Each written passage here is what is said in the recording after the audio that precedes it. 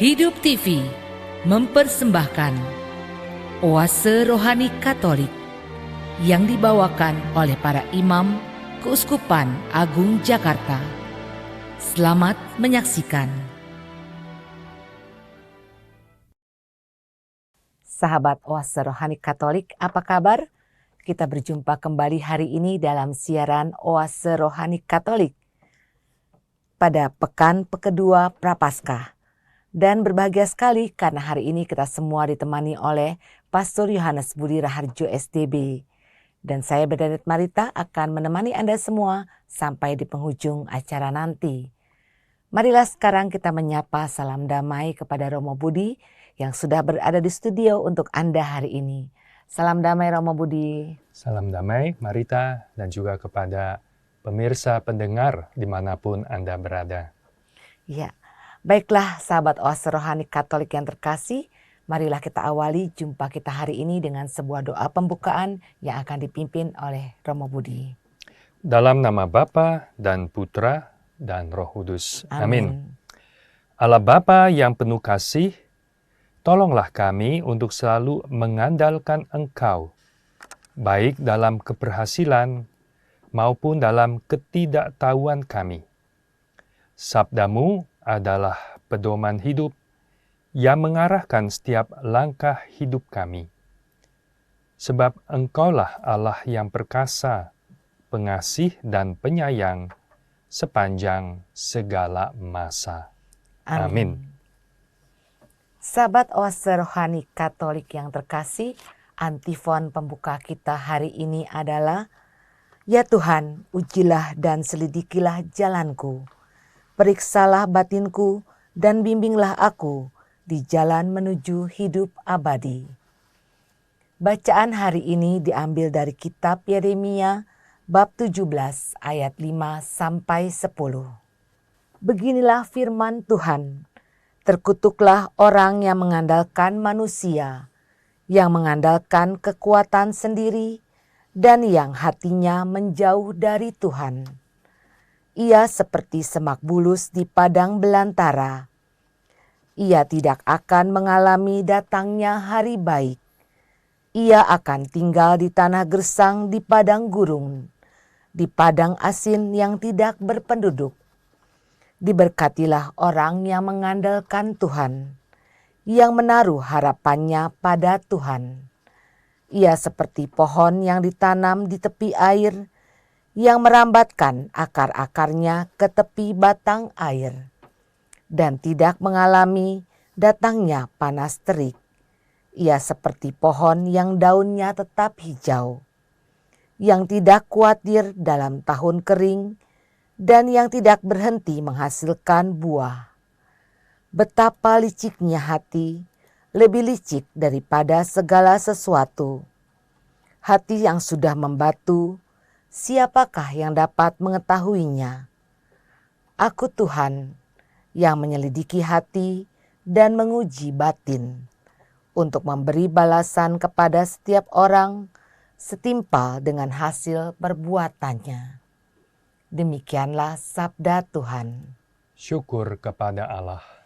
Sahabat Oase Rohani Katolik yang terkasih, marilah kita tanggapi sabda Tuhan dengan Mazmur tanggapan. Berbahagialah orang yang menaruh kepercayaannya pada Tuhan. Berbahagialah orang yang menaruh kepercayaannya pada Tuhan. Berbahagialah orang yang tidak berjalan menurut nasihat orang fasik, yang tidak berdiri di jalan orang berdosa, dan yang tidak duduk dalam kumpulan kaum pencemooh, tetapi yang kesukaannya ialah hukum Tuhan, dan siang malam merenungkannya. Berbahagialah orang yang menaruh kepercayaannya pada Tuhan. Ia seperti pohon yang ditanam di tepi aliran air, yang menghasilkan buahnya pada musimnya, dan daunnya tak pernah layu. Apa saja yang diperbuatnya berhasil. Berbahagialah orang yang menaruh kepercayaannya pada Tuhan. Bukan demikianlah orang-orang fasik. Mereka seperti sekam yang ditiup angin. Sebab Tuhan mengenal jalan orang benar, tetapi jalan orang fasik menuju kebinasaan. Berbahagialah orang yang menaruh kepercayaannya pada Tuhan. Sahabat Oase Rohani Katolik yang terkasih, sekarang marilah kita simak bacaan Injil yang diambil dari Injil Yesus Kristus menurut Lukas bab 16 ayat 19 sampai 31 yang akan disampaikan oleh Romo Budi untuk kita semua. Tuhan sertamu. Dan sertamu juga. Inilah Injil Yesus Kristus menurut Lukas. Dimuliakanlah Tuhan.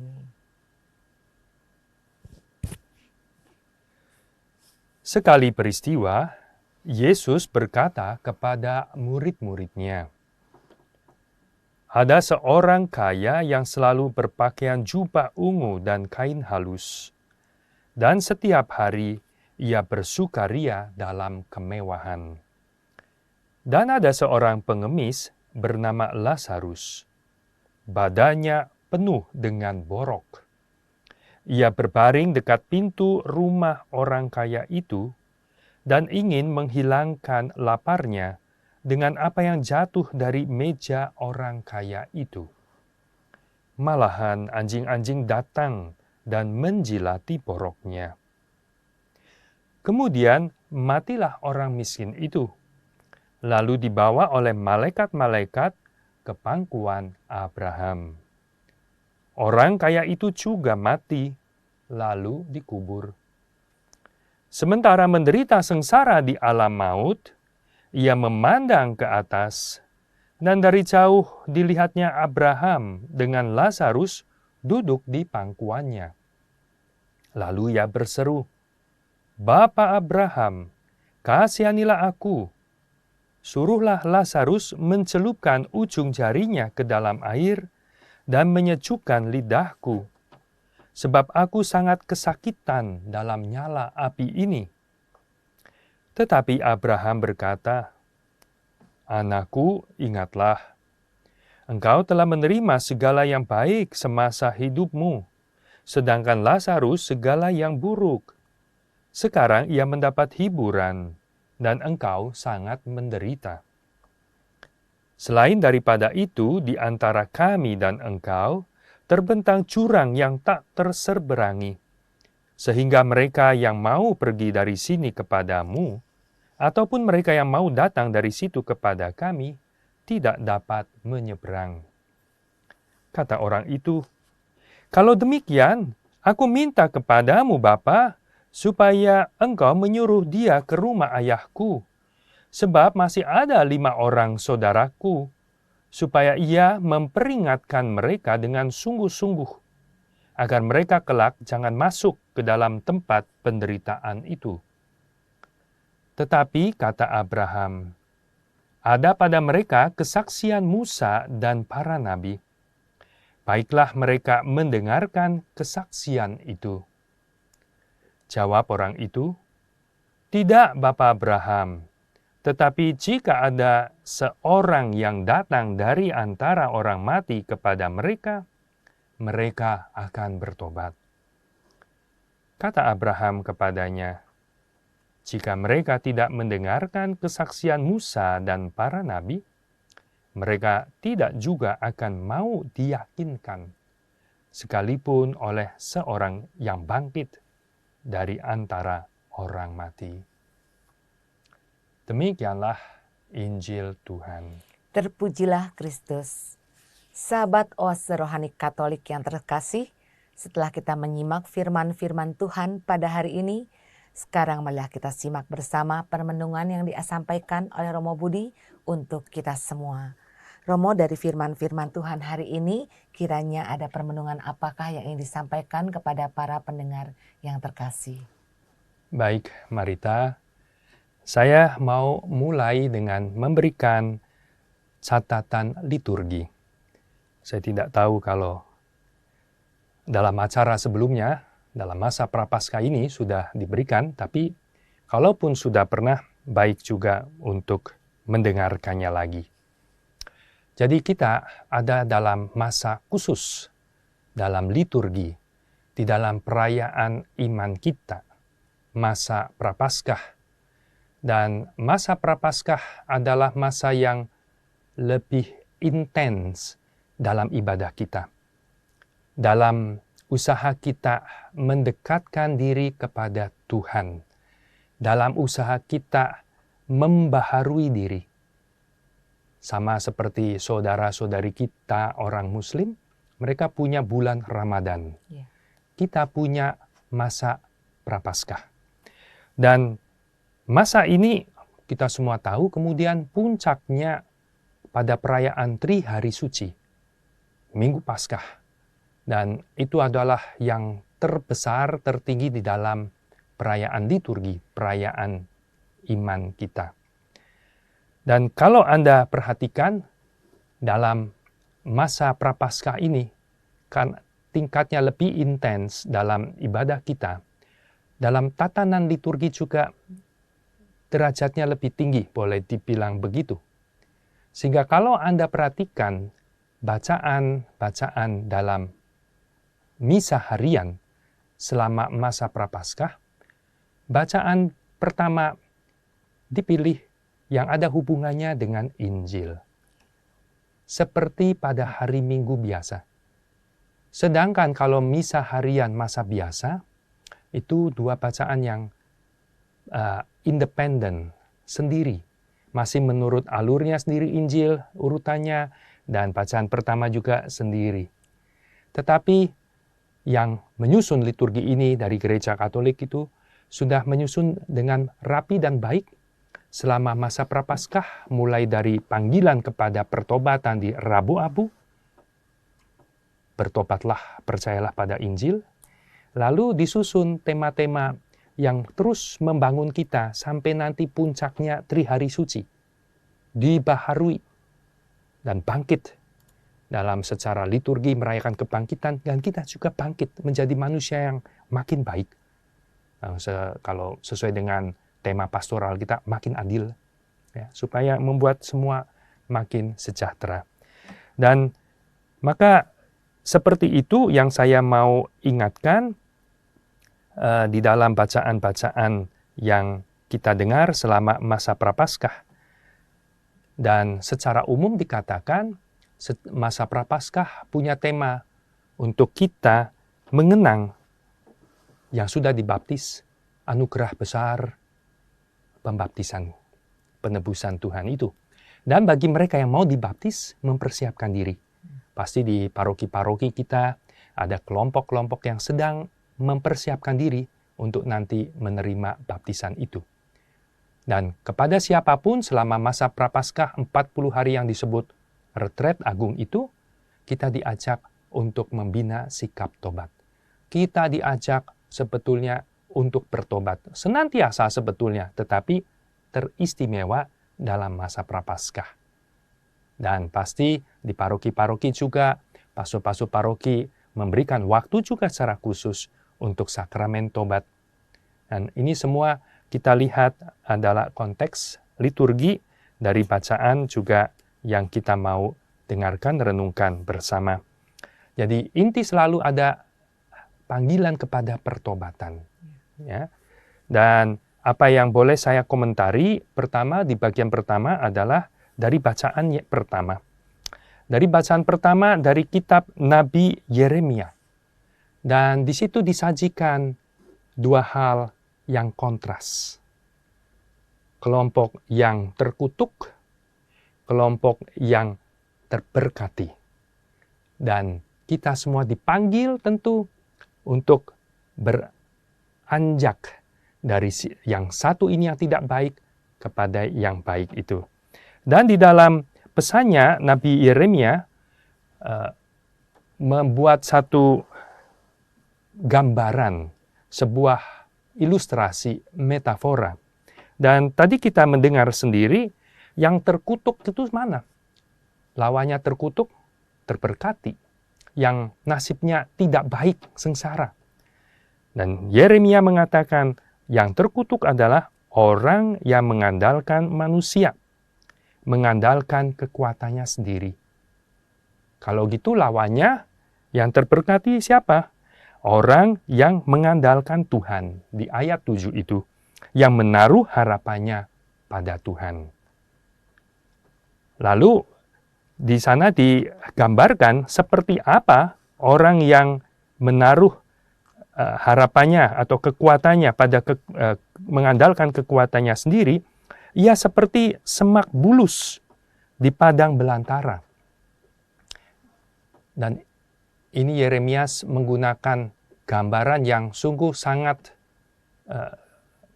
situasi yang sangat tidak baik. Semak itu kan pohon yang praktis hampir tidak ada gunanya.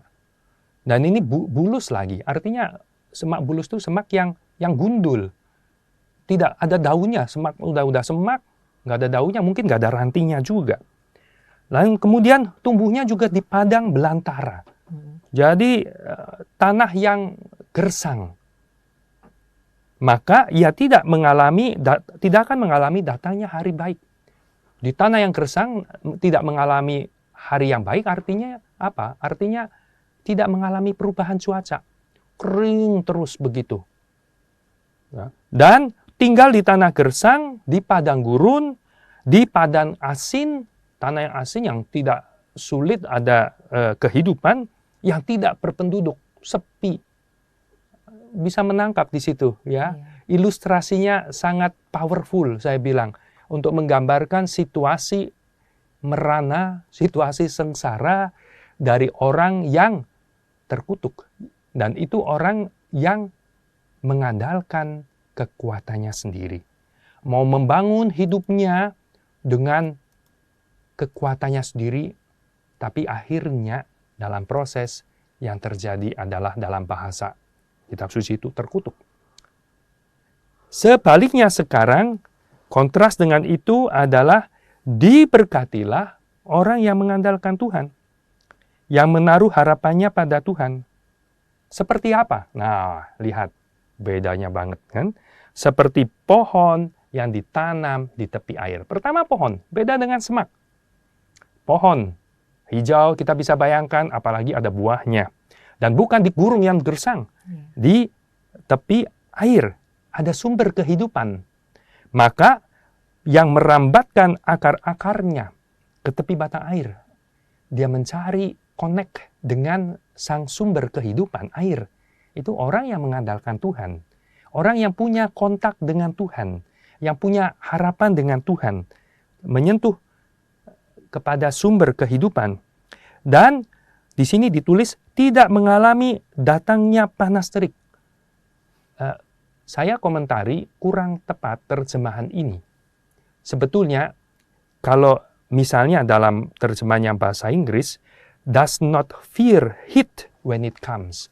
Sebetulnya lebih tepat kalau diterjemahkan yang tidak takut ketika terik itu tiba. Bukannya tidak pernah mengalami terik. Terik ada, tetapi tidak perlu takut. Kenapa? Karena akarnya sampai ke sumber air. Jadi biarpun terik tiba, tidak takut. Akan selalu hijau. Akan apa? Akan selalu berbuah. Akan apa? Akan selalu hidup. Seperti itu orang yang diberkati Tuhan. Ya, orang diberkati Tuhan bukan artinya terik itu bisa metafora tantangan hidup, kesulitan hidup, penderitaan. Dan dia orang yang mengandalkan Tuhan tidak khawatir. Bukannya tidak ada, beda kan? Bisa datang tapi tenang karena dia tahu mengandalkan Tuhan. Maka pasti bisa diatasi. Pasti dia bisa terus berbuah dalam masa terik itu pun. Seperti pohon, daunnya tetap hijau. Jadi hidup selalu segar. Sesuatu yang tanda kehidupan terus-menerus dan tidak khawatir dalam tahun kering yang tidak berhenti menghasilkan buah. Itu dia. Terus-menerus menghasilkan buah. Ya. Nah, di sini maka satu panggilan. Kita dalam masa Prapaskah diingatkan bagaimana diri kita, bagaimana hati kita, bagaimana hidup kita.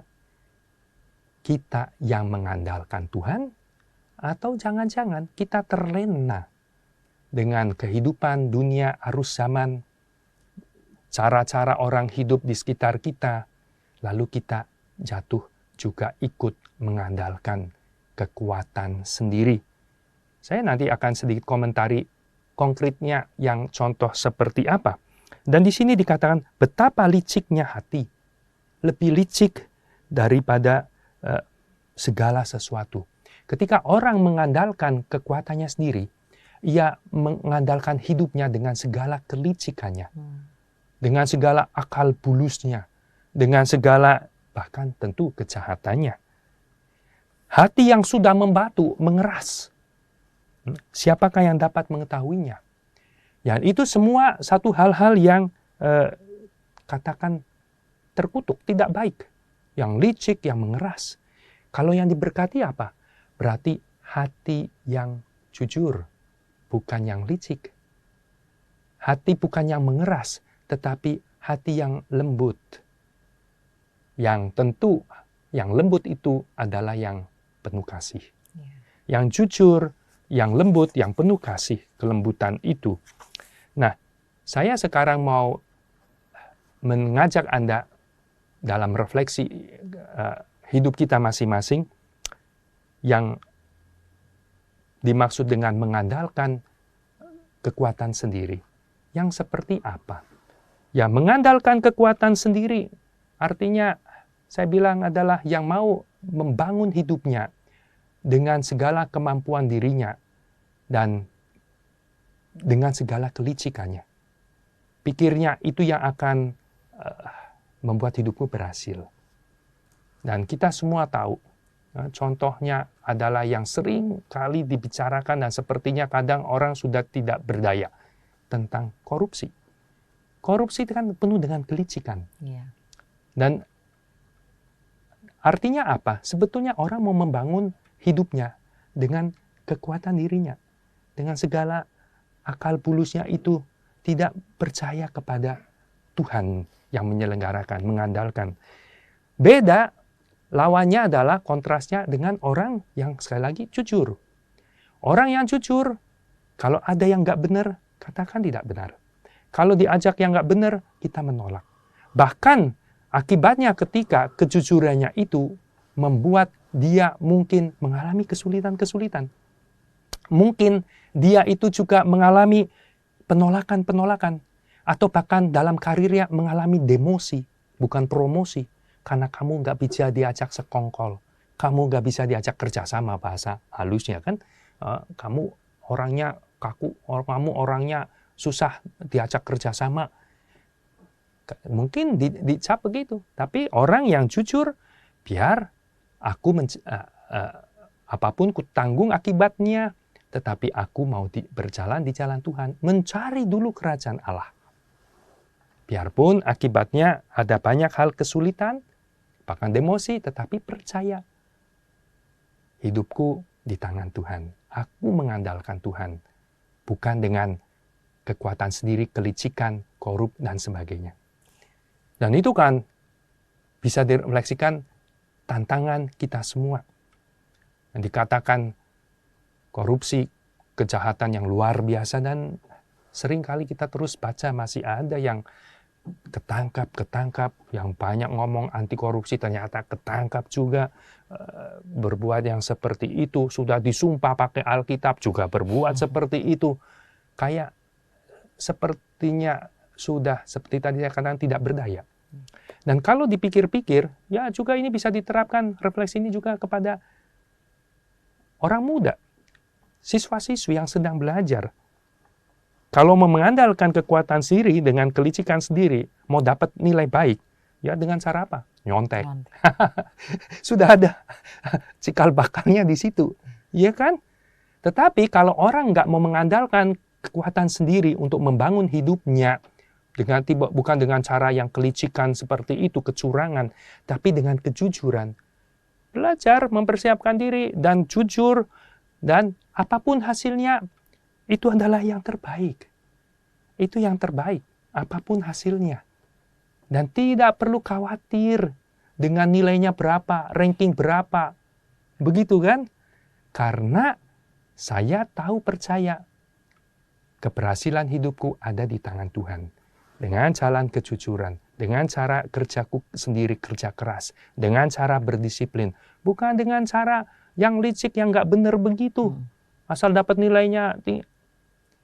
Dan saya belakangan senang melihat ketika ada pergantian Menteri Pendidikan, lalu saya lihat ada kiriman-kiriman pesan ya tentang yang saya mau kutip di sini, mematahkan mitos NEM IPK ranking. Adalah 10 faktor teratas yang membuat orang sukses katanya. Pertama, saya mendapat itu katanya Profesor Agus, saya nggak tahu siapa, tapi kemudian katanya itu dari Menteri Pendidikan kita yang baru. Wah, hebat, orang cerdas ini dan sebagainya. Dan itulah biasa. Satu tanda di berita di medsos begitu. Kita nggak tahu yang benar yang mana kadang. Ya. Katanya dari sini, katanya dari situ yang ngomong. Katanya. Cuman kontennya, siapapun yang bicara, saya sendiri yakin setuju. Ya. Begini, dikatakan ada 3 hal yang ternyata tidak berpengaruh terhadap kesuksesan. NEM, IPK, dan ranking. Bukannya itu selalu biasanya ukuran kita. Biasanya, ya kan? Dan dia penulis mengatakan, entah siapapun, saya mengarungi pendidikan selama 22 tahun. 1 tahun TK, kayak kita semua ya. 6 tahun SD, 6 tahun SMP, SMA, 4 tahun S1, 5 tahun S2, S3. Kemudian saya mengajar selama 15 tahun di universitas. 3 di negara maju, Amerika, Korea Selatan, Australia, juga di tanah air. Saya menjadi saksi betapa tidak relevannya ketiga konsep di atas terhadap kesuksesan. Ternyata sinyalemen saya itu didukung oleh riset dan seterusnya yang memetakan 100 faktor berpengaruh terhadap kesuksesan seorang. Ternyata NEM itu nilai terbaik itu hanya faktor ke-30. IQ hanya 21. Lalu bersekolah di sekolah yang favorit urutan 23. Dan ternyata apa yang menjadi faktor pertama atau 10 terbesar? Ternyata ini. Yang pertama adalah, menarik ya, kejujuran. Kejujuran itu adalah faktor pertama membuat orang berhasil atau tidak. Disiplin, lalu juga kerja keras, dan seterusnya. Maka saya mengutip ini karena juga kita lihat ya, sesuai seperti yang sabda Tuhan bacaan pertama kita renungkan. Orang yang mengandalkan Tuhan, ya, dengan hidup dengan hati yang benar, yang jujur, justru itulah orang yang pada akhirnya berhasil di dalam hidupnya. Sedangkan orang yang membangun hidupnya dengan kekuatannya sendiri, dengan segala kelicikannya, akhirnya juga terlibat dalam banyak kejahatan dan seperti semak yang di padang belantara yang kering itu. Ya. Sedangkan orang yang hidup benar, mengandalkan Tuhan, berharap pada Tuhan, berjalan di jalan Tuhan, seperti pohon di tepi sungai yang selalu menghasilkan buah, daunnya selalu hijau. Bagaimanapun musimnya, bahkan terik terjadi, selalu seperti itu. Maka bacaan pertama dalam masa prapaskah, masa pertobatan itu mengajak kita melihat diri sendiri. Apakah aku sekarang ini hatiku penuh kelicikan atau dengan kejujuran? Apakah hatiku yang membatu, menjauh dari Tuhan, atau hati yang lembut dalam arti kasih dan yang mendekat berharap kepada Tuhan. Demikian dari bagian pertama. Ya, terima kasih Romo. Baiklah sahabat Oase Rohani Katolik yang terkasih, marilah kita resapkan dalam hati sanubari apa yang sudah disampaikan oleh Romo Budi untuk kita semua. Dan kami akan kembali setelah pesan berikut ini. Hidup TV mempersembahkan Oase Rohani Katolik yang dibawakan oleh para imam Keuskupan Agung Jakarta. Selamat menyaksikan. Sahabat Oase Rohani Katolik, kembali Anda menyimak siaran Oase Rohani Katolik hari ini pada pekan kedua Prapaskah. Dan Anda semua masih ditemani oleh Pastor Yohanes Budi Raharjo SDB atau yang kita kenal akrab dengan sebutan Romo Budi. Dan saya Bernadette Marita akan menemani Anda sampai di penghujung acara nanti. Saya ingatkan kepada Anda yang mau bertanya atau mengirimkan usul atau saran, silahkan Anda kirim ke nomor handphone kami di 0881 0251 334 38. Atau jika Anda ingin sharing iman, silakan kirimkan sharing iman Anda ke orkkaj@yahoo.com. Baiklah sahabat Oase Rohani Katolik yang terkasih, kita kembali ke Romo Budi untuk menyimak permenungan di bagian kedua pada hari ini. Romo, bisakah Romo mengulang sedikit di bagian pertama tadi agar para pendengar yang baru bergabung dengan kita bisa menyimaknya, Romo? Baik, Marita. Di bagian pertama saya mulai dengan sekali lagi memberikan catatan liturgi, masa Prapaskah, masa yang khusus, dan dalam misa harian, bacaan misa harian pun, bacaannya khusus sesuai dengan tema-tema yang telah disusun oleh yang menyusun liturgi dari Gereja Katolik.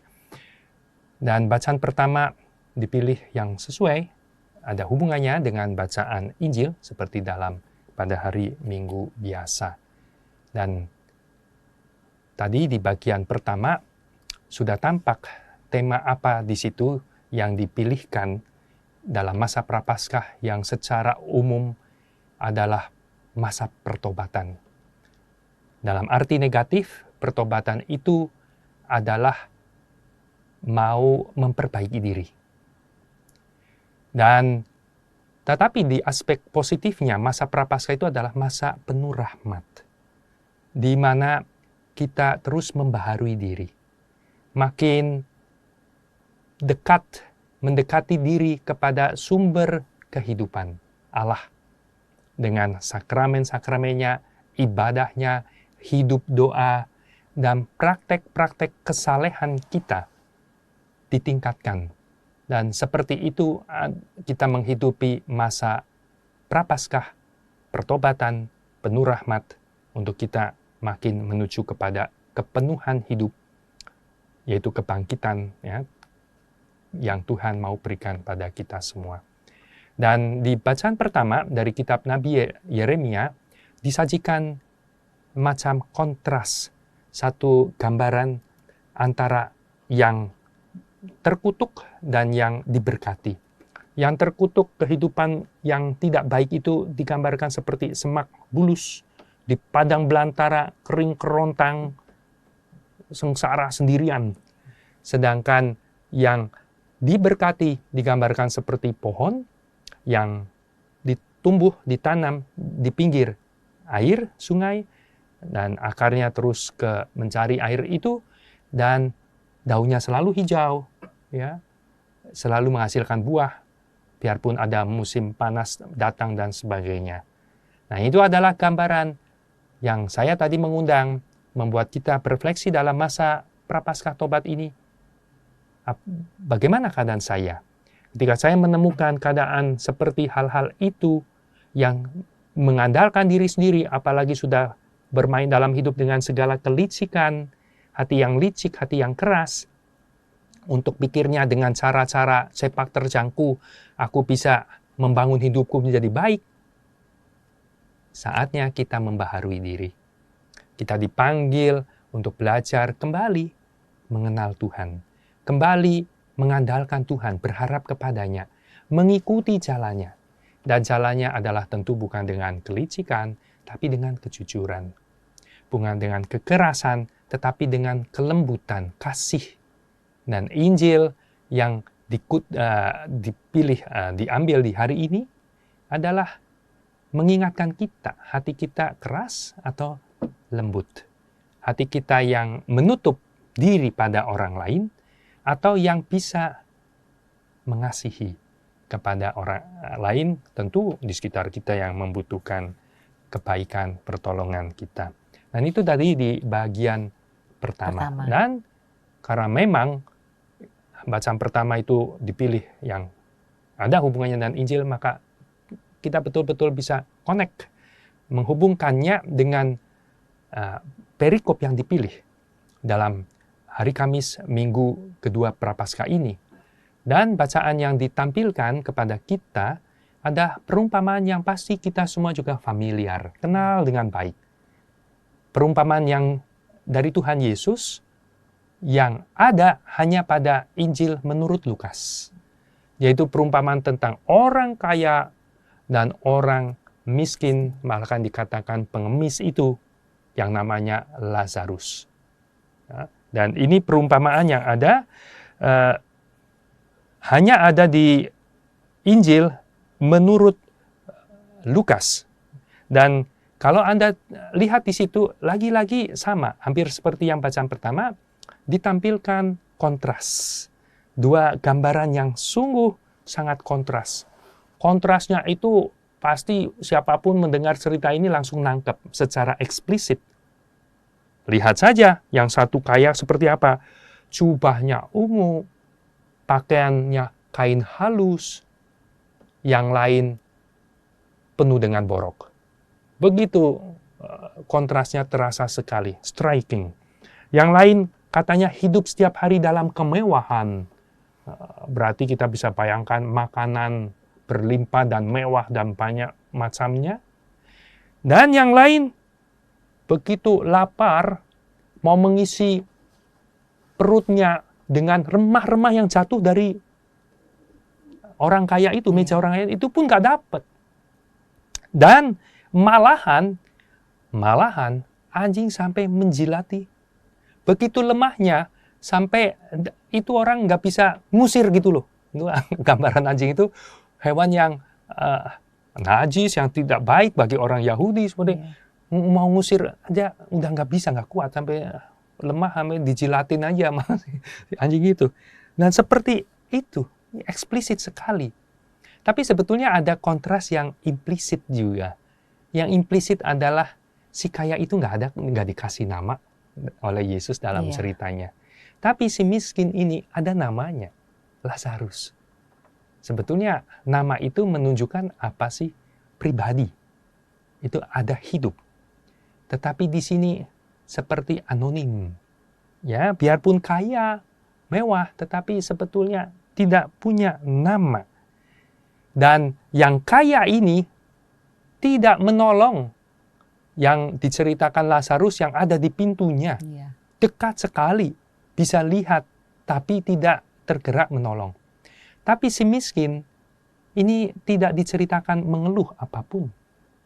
Orang yang tampaknya sabar dengan hidupnya yang dalam penderitaan itu. Pasrah ya. Ya. Nah, tetapi jangan salah menangkap pesan di Injil ini ketika kemudian yang dua-duanya mati. Dan itu juga ada kontras lagi. Yang miskin ketika mati disambut oleh malaikat, dibawa ke pangkuan Abraham. Yang kaya mati, cuman komennya dikubur. Sudah, gitu saja. Itu kontras saja. Dan dia menderita di api neraka sana. Dan di sini di pangkuan Abraham berarti di surga.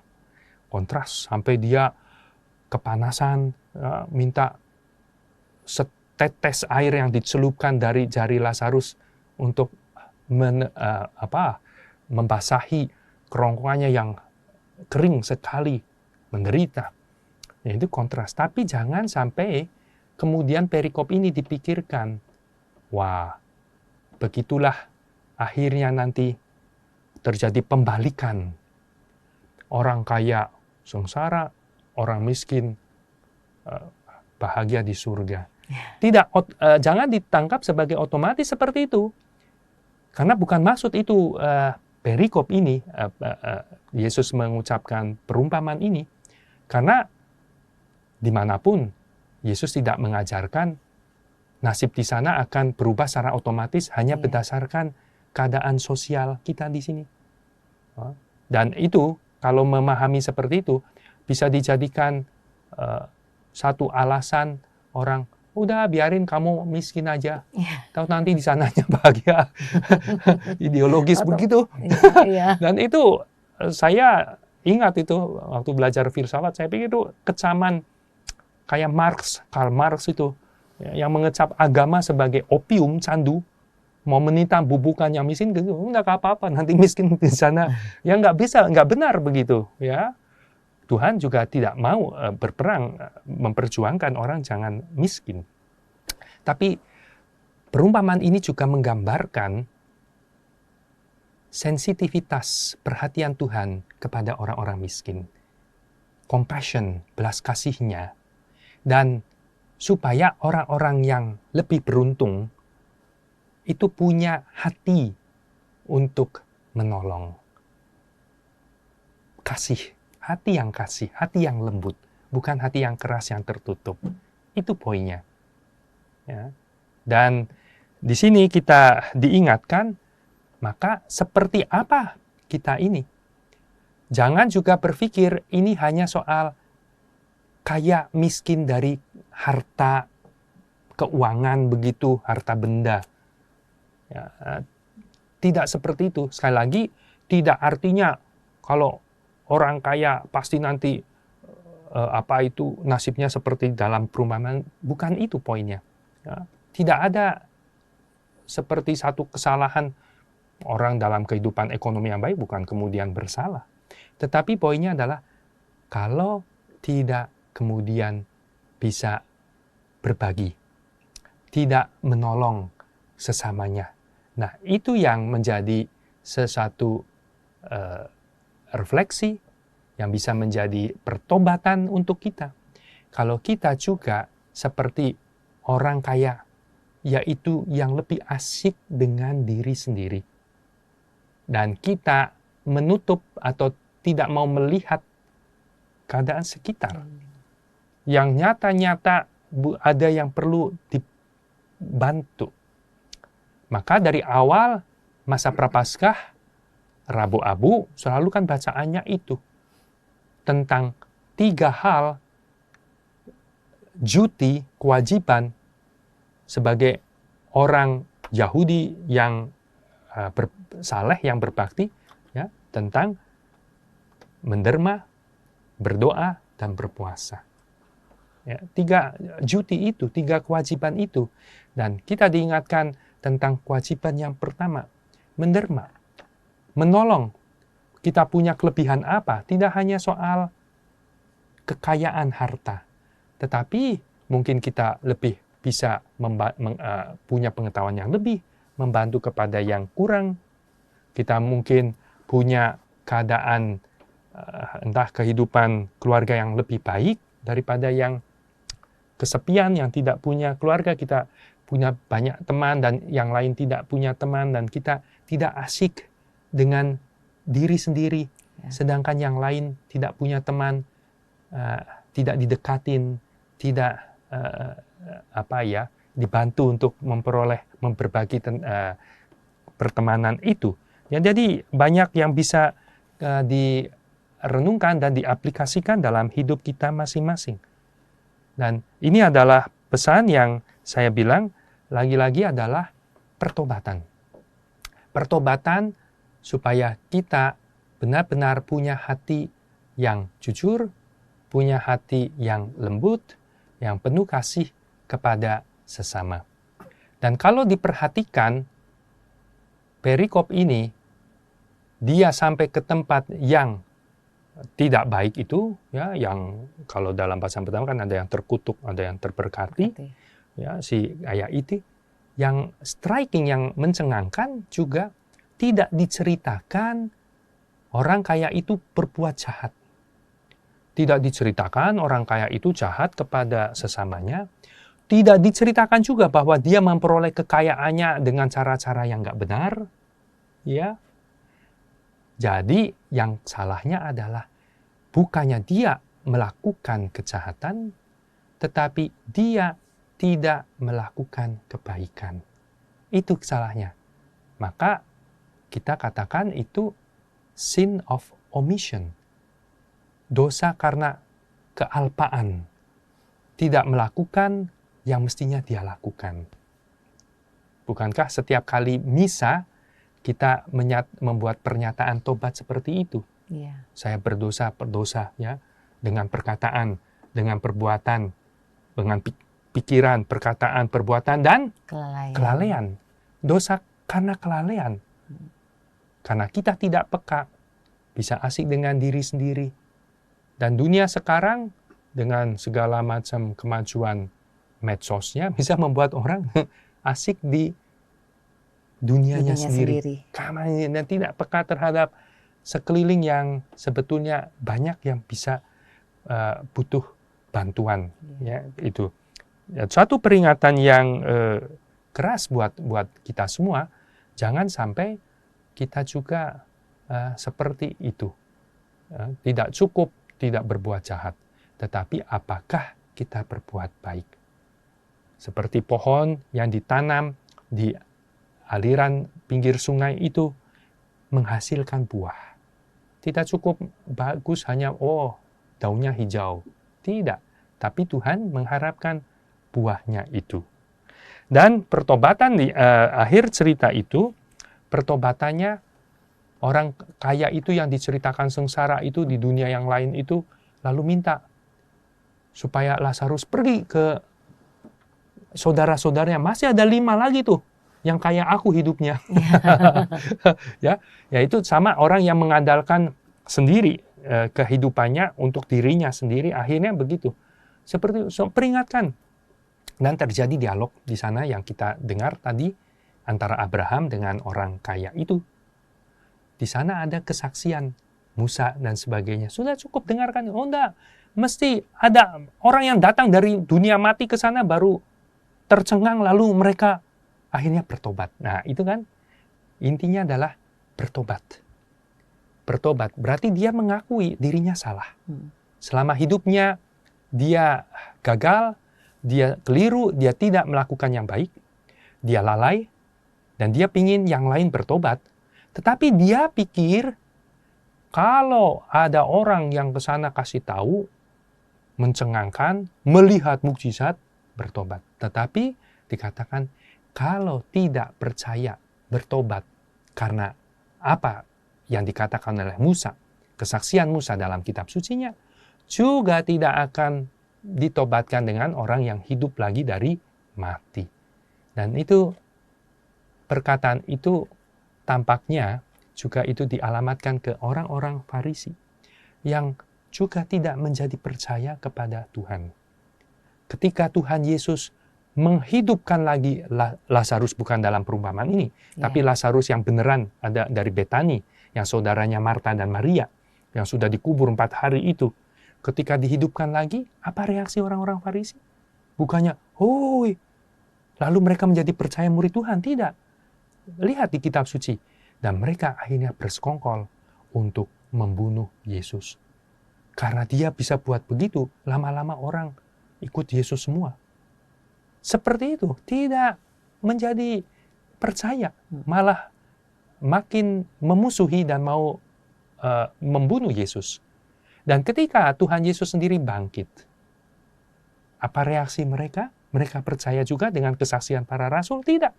Mereka malah nyogok tentara itu, dibilang, nih, bilang nanti kada orang-orang bilang, murid Yesus itu yang mencuri mayat Yesus sehingga kuburnya kosong.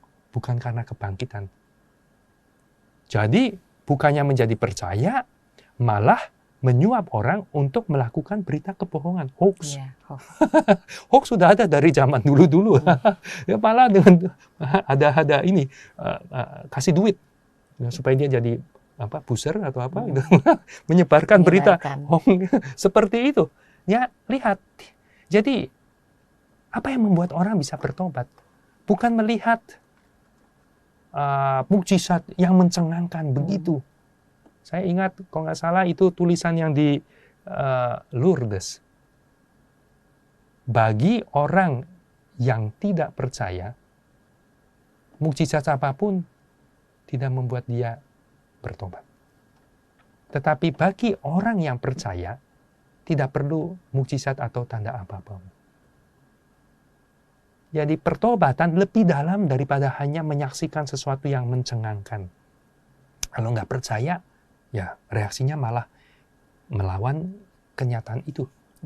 Mau menutupi, mau menyingkirkan, dan sebagainya. Tapi pertobatan itu karena bertemu dengan sabda Tuhan, dengan kebenaran seperti yang disampaikan oleh Musa dalam kitabnya, dan seperti yang disampaikan tentu oleh Yesus dengan pewartaan Injilnya. Nah, kalau orang kemudian bertemu dengan sang sabda Tuhan itu, dan melihat kebenaran, percaya dan bertobat, maka itu yang kita terima Rabu Abu. Bertobatlah, percayalah kepada Injil. Itu yang diserukan oleh Tuhan. Dalam kemunculannya yang di publik, dikatakan itu seruan pertama dari Yesus. Bertobatlah dan percayalah pada Injil. Jadi orang bisa bertobat karena menerima, bertemu dengan sang sabda, pertemuan itu, dan menerima dalam hati dan pikiran, dan percaya. Lalu mengubah hati itu, bukan hati yang licik, lagi, tapi hati yang jujur. Bukan hati yang keras, hanya memikirkan diri sendiri, keras terhadap orang lain, tetapi hati yang lembut, yang berbuat baik, menolong, menderma kepada mereka yang butuh pertolongan seperti itu. Dan orang-orang yang seperti ini, yang hati jujur, yang lembut, itulah yang diberkati. Itulah yang kemudian pasti berbahagia bersama dengan Tuhan di pangkuan Abraham sesudah di dunia ini. Metaforanya seperti itu. Dan saya suka sekali apa yang biasa satu doa penutup berkat waktu saya, itu umum rumusannya begitu, memberkati perkawinan. Dan di situ dikatakan salah satu doanya adalah kepada pengantin ini yang membangun rumah tangga yang baru, yang mau masuk dalam bahtera rumah tangga, ya, berlayar ke sana, ya, dalam lautan kehidupan. Dan dikatakan supaya semoga kamu bermurah hati kepada yang miskin, yang berkekurangan, supaya nanti mereka amat berterima kasih kepada kamu dan menyambut kamu, ya, di dunia yang lain itu. Ya, jadi ada doa yang seperti itu. Jadi supaya mempelai ini penuh dengan kemurahan hati. Dan orang penuh dengan kemurahan hati, dengan kelembutan hati, kasih menolong yang menderita, yang berkekurangan, pasti disambut dengan penuh kebahagiaan. Bahkan saya bilang di dunia yang sekarang dan tentunya di dunia yang kelak yang nanti itu. Seperti itu, Marita, bagian kedua saya mengatakannya. Ya, terima kasih Romo. Baiklah sahabat Oase Rohani Katolik yang terkasih, dengan demikian sudah jumpa kita hari ini dalam siaran Oase Rohani Katolik. Maka Pastor Yohanes Budi Raharjo SDB dan saya Benelit Marita undur pamit dari ruang dengar Anda. Kami mengucapkan salam damai, tetap semangat dan tersenyum. Kita akan tutup jumpa kita pada hari ini dengan doa penutup dan berkat Tuhan melalui Romo Budi. Mari kita berdoa. Ya Tuhan, terima kasih atas pendampingan-Mu di dalam hidup kami. Terima kasih atas sabda-Mu, di mana kami boleh berjumpa dengan Engkau dalam sabda-Mu ini, supaya terus mengubah hati kami menjadi hati yang jujur, hati yang lembut, yang penuh kasih. Bantulah kami Tuhan dalam masa prapaskah ini untuk kami membaharui diri, meninggalkan hal-hal yang tidak sesuai dengan ajaran-Mu, dan bertumbuh dalam rahmat-Mu kepada kepenuhan hidup yang Kau mau berikan kepada kami. Engkau yang hidup dan berkuasa, kini dan sepanjang masa. Amin. Tuhan sertamu Dan sertamu juga. dan semoga saudara sekalian diberkati oleh Allah yang Maha Kuasa, Bapa dan Putra dan Roh Kudus. Amin. Baiklah sahabat Oase Rohani Katolik yang terkasih, sampai jumpa lagi di siaran Oase Rohani Katolik berikutnya. Mari amalkan Pancasila, kita adil, bangsa sejahtera. Demikianlah oase rohani Katolik yang dibawakan oleh para imam Keuskupan Agung Jakarta. Tuhan memberkati.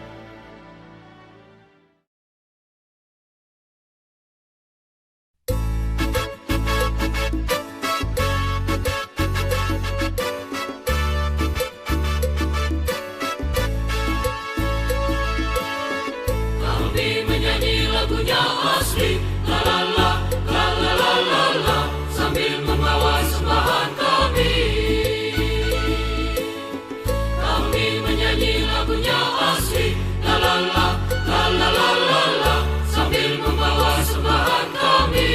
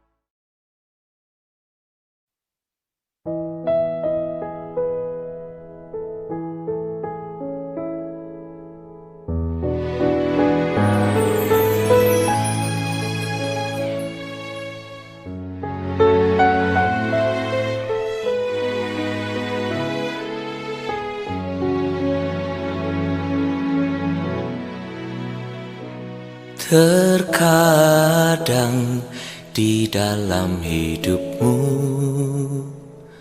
Pencobaan berat menimpa, menghancurkan hidupmu, meremukkan hatimu.